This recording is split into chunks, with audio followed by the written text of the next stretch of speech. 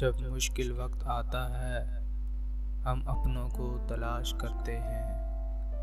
یاد رکھیں جن کو تلاش کرنا پڑے وہ اپنے نہیں ہوتے۔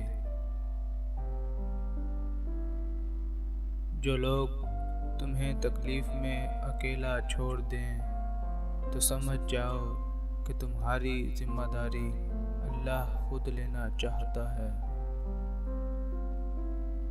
اس گناہ سے ڈرو جو تم چھپا کر کرتے ہو، کیونکہ ان گناہوں کا گواہ وہی ہے جس نے فیصلہ کرنا ہے۔ کبھی کبھی خود سے بھی معافی مانگنے کو جی چاہتا ہے،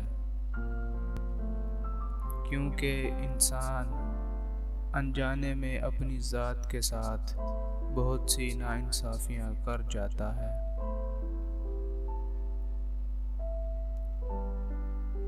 زندگی تب سے بہت آسان ہو گئی ہے جب سے میں نے سمجھ لیا لوگ لوگ ہی ہوتے ہیں اور لوگوں کو لوگ مل ہی جاتے ہیں۔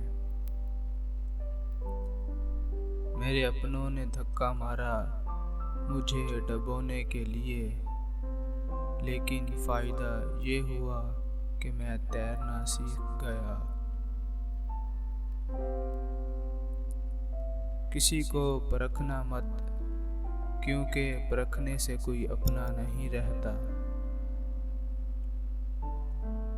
مایوس وہ ہوتا ہے جو اللہ پر یقین نہیں رکھتا، اور محروم وہ ہو جاتا ہے جو اللہ کی دی ہوئی بے شمار نعمتوں کا شکر ادا نہیں کرتا۔